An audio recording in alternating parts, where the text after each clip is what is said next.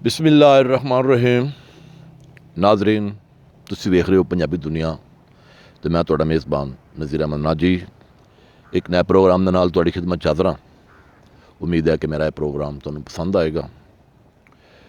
मेरा अज का यह प्रोग्राम उन्हां नौजवानों वास्ते है, उन्हां मुंडियां वास्ते है जिहड़े कुछ करना चाहते ने तो उन्होंने समझ नहीं आ रही कि उन्होंने शुरू कित्थों करना। वो बड़ा कुछ बदलना चाहते ने लेकिन वो एक झूठी जी या ना एक ना समझ आने वाली जी उन्होंने अनजाना जिहा खौफ है, उसकी वजह तो वो कुछ शुरू नहीं कर सकते। उन्होंने विच बड़ियां ज़्यादा सलाहियतां ने, उन्होंने विच मेहनत करने का बड़ा ज़्यादा जज्बा है, लेकिन उन्होंने यह समझ नहीं आ रही कि मैं अपना काम शुरू कित्थों करना है। नाज़रीन, मैं अज उन्हां लोगों नूं एक कहानी सुनावांगा। शायद मेरे यह जिहड़े टुटे फुटे लफज ने, यह जिहड़ी मेरी मरोड़ी तरोड़ी हुई ज़बान है, यह जिहड़ा मेरा उल्टा सीधा लहजा है, मैं चाहांगा कि चलो लहजा मेरा जो जिहा भी है, कई लोगों नूं यह भी गिला है कि तुहाडा लहजा ये कोई एडा शाइस्ता नहीं, तो मैं उन्हां तों माजरत करांगा। मैं कोशिश करांगा इंशाअल्लाह सीखण दी, और उम्मीद है कि मैं जल्दी सीख जावांगा। तो आओ अज दी वीडियो की तरफ वधने आ, अज दे प्रोग्राम की तरफ वधने आ, अज दी वो कहानी की तरफ वधने आ जिहड़ी मैं उन्हां नौजवानों नूं, उन्हां बच्चों नूं दसना चाहना, जिहड़ी मैं किसी तो सुनी। बड़ी पुरानी गल है। एक बादशाह किसी दूजी स्टेट दे विच अपने दोस्त बादशाह नूं मिलण वास्ते गया। उहदे कोल कुछ दिन रहा, उन्हें उसकी बड़ी खातर तवाज़े की, तो जदों उहदे कोलों रुखसत होण लगा तो उन्हें ढेर सारे उन्होंने तोहफे तायफ भी दिते, ते नाल एक बाज़ां दा जोड़ा भी दिता जिहड़े कि बड़े छोटे बच्चे सन। बादशाह ने अपने दोस्त नूं आख्या, भैया जिहड़े बाज़ां दे दो बच्चे ने ये बड़े नस्ली ने, बाज़ वैसी नस्ली होंदे ने, तो ये जिहड़े ने ना जी ये बड़ी लम्मी उड़ान भरते हैं जिहड़े बाज़, ये उन्हां दे बच्चे ने, तो मेरे वालों तुहानूं गिफ्ट है, तुसीं इन्हां नूं लै जाओ, यह तुहानूं मेरी याद दुआंदे रहणगे। नाज़रीन, बादशाह तोहफे तोहफ लैके तो अपनी स्टेट च वापस आया। आने ही जदों अपनी बादशाही च पहुंचा तो उन्हें शाही बाग के माली नूं बुलाया।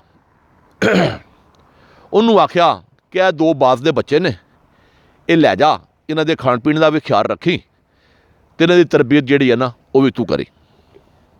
उन्हें कहा ठीक है। शिकारी ने या माली ने वो बाज़ां दे बच्चे लै ते ले जा के एक ऐसे दरख्त के उत्ते बहा दिते, तो उन्हां दे खाण पीण का ख्याल रखिया, उन्होंने चंगी खुराक दिंदा रहा, वक्त दे नाल उन्होंने खुराक दिंदा रहा, वक्त दे नाल उन्होंने पानी दिंदा रहा। बाज़ थोड़े वड्डे होए, महीने भी 2-3 गुजर गया। 2-3 महीनों के नाल 2-3 महीनों तो बाद बादशाह ने एक दिन शिकारी नूं बुलाया। उन्होंने पूछा, हाँ बई वो बाज़ां दे जिहड़े बच्चे ने उन्हां दा की हाल है। उन्हें आख्या, सरकार एक बाज़ का बच्चा जिहड़ा है वो थोड़ा थोड़ा उड़दा है, जबकि दूजा जिहड़ा ना वो अजे नहीं उड़िया, उम्मीद है कि 10-15 दिन तक वो भी उड़ना शुरू कर देगा। हफ्ता गुजर गया, वो जिहड़ा एक बच्चा उड़दा सी वो बड़ी लम्मी उड़ान लवे, जबकि दूजा जिहड़ा है उन्होंने कोशिश के बावजूद भी वो जिस डाली ते बैठा सी वो उत्थे ही बैठा रहा। शिकारी अपने सारे तजर्बे उहदे ते करदा रहा। कोई हफ्ता डेढ़ बाद जदों बादशाह की खिदमत दोबारा हाज़र होया तो दसिया, बादशाह सलामत एक तो बड़ी लम्मी उड़ान भरदा है, जबकि जिहड़ा दूजा है वो अपनी डाली तो नहीं हिलदा। बड़ी कोशिश की है, अपने सारे हरबे उहदे ते लाए ने, लेकिन उहदे ते कोई असर नहीं, बिल्कुल अपनी डाली तो टस तो मस नहीं होंदा। बादशाह परेशान हो गया। उन्हें अपने वजीर नूं आख्या कि स्टेट दे विच ऐलान कर दिओ कि जिहड़ा मेरा ਜਿਹੜਾ ਬੰਦਾ ਜਿਹੜਾ ਸ਼ਿਕਾਰੀ ਇਸ ਬਾਜ਼ ਦੇ ਬੱਚੇ ਨੂੰ ਉਡਾਏਗਾ ਅਸੀਂ ਉਹਨੂੰ ਉਹਦਾ ਮੂੰਹ ਮੰਗਿਆ ਇਨਾਮ ਦਿਆਂਗੇ। ਸਟੇਟ ਦੇ ਸਾਰੇ ਸ਼ਿਕਾਰੀ ਆਏ, ਉਹਨਾਂ ਨੇ ਆ ਕੇ ਤੇ ਉਸ ਬਾਜ਼ ਨੂੰ ਉਡਾਉਣ ਦੀ ਕੋਸ਼ਿਸ਼ ਕੀਤੀ, ਲੇਕਿਨ ਉਹ ਬਾਜ਼ ਨਹੀਂ ਉਡਿਆ। ਬੜੀ ਕੋਸ਼ਿਸ਼ ਦੇ ਬਾਅਦ ਸ਼ਿਕਾਰੀ ਥੱਕ ਹਾਰ ਕੇ ਬਾਦਸ਼ਾਹ ਅੱਗੇ ਹੱਥ ਖੜੇ ਕਰਤੇ। ਉਹਨਾਂ ਕਿਹਾ ਸਰਕਾਰ ਇਹ ਸਾਡੇ ਤੋਂ ਨਹੀਂ ਉੱਡਦਾ, ਲਿਹਾਜ਼ਾ ਸਾਨੂੰ ਮਾफ़ ਕਰ ਦਿਓ। ਅਸੀਂ ਤੁਹਾਡਾ ਜ਼ੁਮਾ ਲਿਆ ਸੀ ਕਿ ਅਸੀਂ ਇਹਨੂੰ ਉਡਾਵਾਂਗੇ, ਲੇਕਿਨ ਅਸੀਂ ਆਪਣੀ ਗੱਲ 'ਤੇ ਕਾਮਯਾਬ ਨਹੀਂ ਹੋਏ। ਬਾਦਸ਼ਾਹ ਪਰੇਸ਼ਾਨ ਤੇ ਹੋਇਆ, ਲੇਕਿਨ ਉਹਨੇ ਆਖਿਆ ਫਿਰ ਮੈਂ ਹੁਣ ਕੀ ਕਰ ਸਕਣਾ। ਉਹਨੇ ਸ਼ਿਕਾਰੀ ਨੂੰ ਇਹ ਗੱਲ ਆਖੀ ਜਿਹੜਾ ਸ਼ਾਹੀ ਮਾਲੀ ਸੀ ਕਿ ਇਹਨੂੰ ਖੁਰਾਕ ਜਿਹੜਾ ਨਾ ਖੁਰਾਕ ਦਾ ਧਿਆਨ ਰੱਖਣਾ। ਵਕਤ ਗੁਜ਼ਰਦਾ ਰਿਹਾ, 2-3 ਮਹੀਨੇ ਹੋਰ ਗੁਜ਼ਰ ਗਏ। ਇੱਕ ਦਿਨ ਉਸ ਸਟੇਟ ਦੇ ਵਿੱਚ ਇੱਕ ਸਾਦਾ ਜਿਹਾ ਬੰਦਾ ਆਇਆ। ਉਹਨੂੰ ਉਹਦੇ ਲੱਗਦਿਆਂ ਇਹ ਗੱਲ ਦੱਸੀ ਬਈ ਸਾਡੇ ਬਾਦਸ਼ਾਹ ਦਾ ਐਲਾਨ ਹੈ ਕਿ ਸ਼ਾਹੀ ਬਾਗ ਦੇ ਵਿੱਚ ਇੱਕ ਬਾਜ਼ ਹੈ ਜਿਹੜਾ ਨਹੀਂ ਉੱਡਦਾ, ਜਿਹੜਾ ਬੰਦਾ ਇਹਨੂੰ ਉਡਾ ਦੇਵੇ ਉਹਨੂੰ ਮੂੰਹ ਮੰਗਿਆ ਇਨਾਮ ਦਿੱਤਾ ਜਾਏਗਾ। ਉਹਨੇ ਕਿਹਾ ਚਲੋ ਮੈਨੂੰ ਵੀ ਬਾਦਸ਼ਾਹ ਕੋਲ ਲੈ ਚਲੋ। ਬਾਦਸ਼ਾਹ ਦੀ ਖਿਦਮਤ 'ਚ ਹਾਜ਼ਰ ਹੋਏ। ਉਹਨੇ ਆਖਿਆ ਸਰਕਾਰ ਮੈਂ ਵੀ ਕੋਸ਼ਿਸ਼ ਕਰਾਂਗਾ ਕਿ ਮੈਂ ਬਾਜ਼ ਦਾ ਬੱਚਾ ਉਡਾਵਾਂ। ਉਹਨਾਂ ਕਿਹਾ ਗੱਲ ਸੁਣ ਬਈ ਕਿਤਨਾ ਕੁ ਟਾਈਮ ਲਏਗਾ।